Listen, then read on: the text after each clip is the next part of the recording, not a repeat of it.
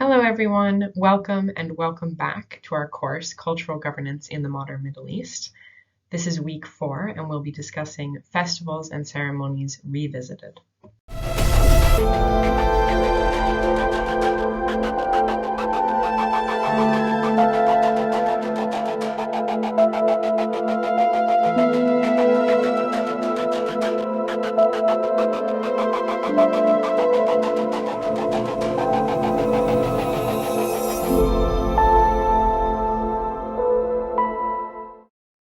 I hope you all had a chance to watch the documentary that I recommended for this week and/or read the suggested article.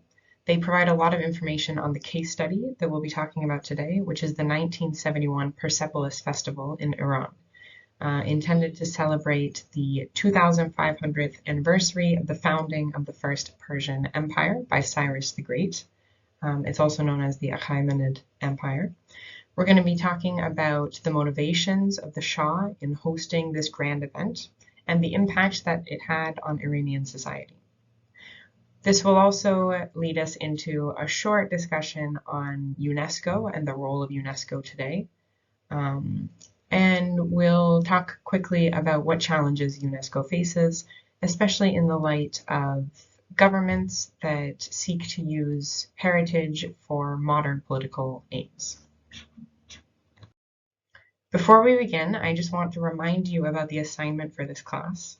It is due no later than 2 weeks after the course ends, which should be about 4 weeks from when this video is posted.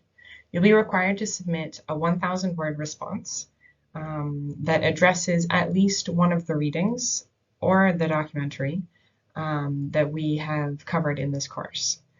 I expect you to offer a very brief summary of what the author is saying, what points are they making, and then expand on their text through either critique or analysis with your own thoughts.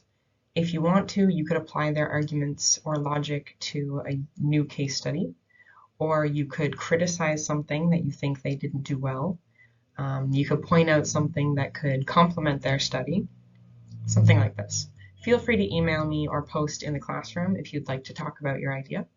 And it's very important to cite all of your sources. You can choose whatever citation style you want, but don't forget to cite your sources with a works cited page or bibliography. Again, feel free to email me if you have any questions about how to do this. So this is our case study for this week, Persepolis 1971. This is a festival hosted by Iran in the ancient site of Persepolis in October 1971. It was intended, as I mentioned, to celebrate the anniversary of the founding of the First Persian Empire, and it was intended as a display of history, wealth, and parity with the other great nations of the world. And so for this, the Shah of Iran, he invited dozens of emperors, kings, queens, prime ministers, and presidents, emirs, as well as government ministers and celebrities to Persepolis to celebrate this event with him.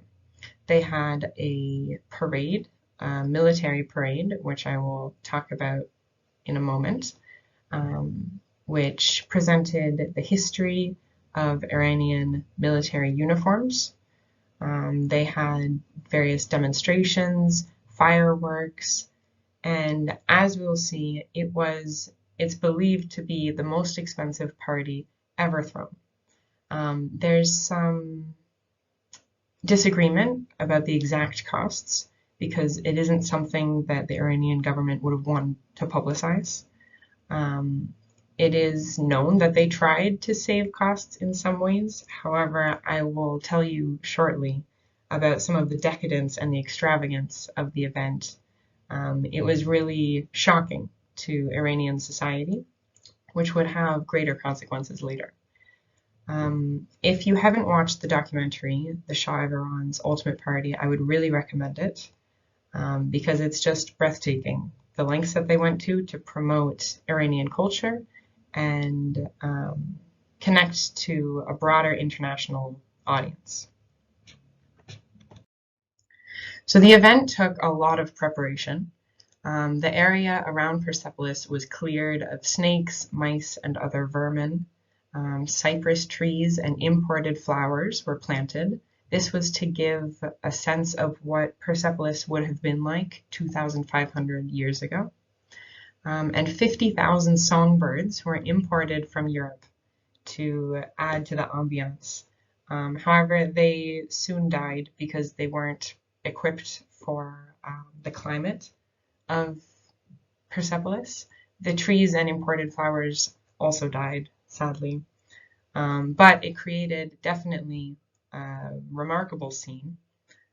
This picture shows Tent City at the top, which was constructed to house the royal and government attendees. This was 50 prefabricated apartments, essentially, housed in Iranian tents. Each apartment, each tent had telephone and telex connections to each delegate's home country, very luxurious furniture and dining, silverware, decorations, rich carpets. It was very luxurious, and as you can see in this picture, it was right next to the site. So displays of wealth were very important for demonstrating to the world who Iran was. If you remember the previous session on festivals and ceremonies, when we focused on the Ottoman period, displays of wealth and gift giving were very important to demonstrate the nation's strength, economic strength, and say, look at us, we have this very long, very rich history. We're doing so well. We have oil wealth, of course, now in the case of Iran. Yeah, and so it was a very luxurious event. As you can see from these pictures, it was the creme of society.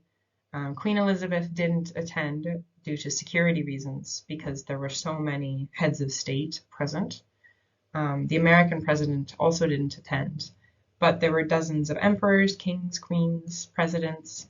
In the middle of this photo collage is the Shah of Iran, the former, of course, then Shah of Iran, Mohammad Reza Pahlavi, and his wife, Farah Shah Banu of Iran. A little interesting anecdote, the Shah crowned himself Shah Hansa in 1967, which was Emperor of Emperor, King of Kings. And he actually, in the ceremony, crowned himself because he figured who better to crown the King of Kings than himself, the King of Kings. So this was a really interesting event where it's so clear what the motivation was. Of course, there were many reasons that they wanted to throw this party, but the absolute outrageous amount of money spent on it was a conscious display of wealth, to reveal, sort of, to show to the world Iran's power. So for the event was catered by a Parisian restaurant. It was planned by a French party planner. Songbirds and trees were imported from Europe, I believe largely from Spain. The tents were designed by a Parisian architecture firm, and etc. If you can pick up on the trend that I'm pointing out, it's that a lot of this event was put on by foreign specialists. A lot of the money spent on this event went to foreign experts. Not a lot of the money was reinvested in Iranian society. And further, not a lot of Iranians were actually invited.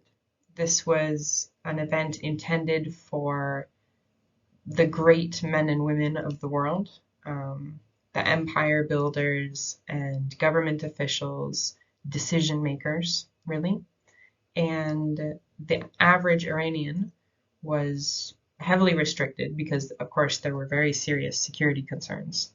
And so most of them obviously had to watch on TV. And if you are sort of an average citizen watching this outrageous event with just so much money poured into an event to sort of impress their peers on the international stage, and not a lot of the money benefited Iranian society. Iranian culture wasn't really emphasized as much as people thought it should have been, considering the event was a celebration of the anniversary of the founding of the First Persian Empire. And so it was really alienating. And some people, some scholars, have traced a connection between this event in 1971 and the 1979 Islamic Revolution, which saw the downfall of the Shah and the rise of Ayatollah Khomeini.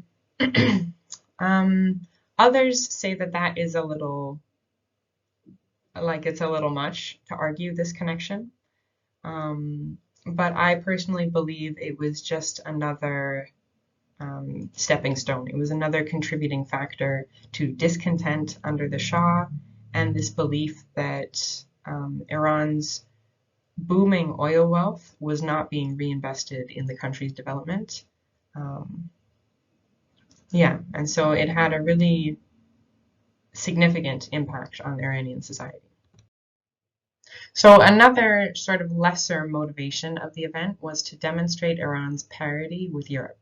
So to show that Iran was on par with Europe, we are at the same level, we have the same developments, we are modern. This was responding to Orientalism in Europe, which we have discussed in this class. The notion that east of Europe is at a lower level of development. And so this is why a lot of those tenders, like the catering contract, decorations, birds, trees, all of these things came from Europe rather than Iran or a country east of Iran or in the Middle East. However, it didn't really have the success that the Shah had hoped for. First of all, because much of the event was hosted and produced by European firms. As I said, it didn't really promote Iranian culture and heritage as much as they had hoped. There were also negative reactions to this military parade, which is in the photo here. It showed sort of a sequence of traditional military costumes, military uniforms of Iran through the years. But Parisian newspaper, Paris Match, and they were not alone in their feelings, they said, surely this is evidence that Iran has not changed for 2,500 years. Which is sad and interesting that Iran, trying to create this link with their past, is creating in Parisian eyes, they must still be in the past. So it's a little upsetting. It's unfortunate that so much money was poured into this event to demonstrate we are on par with Europe, we are advanced and developed, and it didn't really have the impact that the Shah was hoping for. One of the major ways that the festival was promoted internationally, of course, was through UNESCO, which is the United Nations Educational, Scientific, and Cultural Organization. It's a specialized agency of the UN, and it is, I would say, the largest player in international cultural governance and heritage management. This photo is of the headquarters in Paris. And so UNESCO was very dedicated to promoting the 1971 event. However, they were also aware of the Shah's sort of deliberate appropriation of Iran's cultural heritage to promote modern aims. And there have been a number of articles written about this. If you're interested, I would be happy to recommend you some.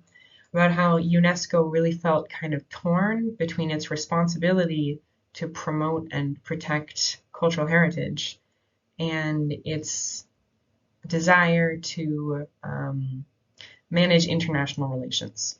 This is a huge challenge for UNESCO. They say that cultural heritage is apolitical, that it has no political orientation, and so UNESCO wants to be that as well. But of course, as an agency of the UN, sometimes there are lines you have to walk and be very careful. UNESCO, in this case, still met their responsibility of promoting the event and Iranian culture through their magazine, UNESCO Courier.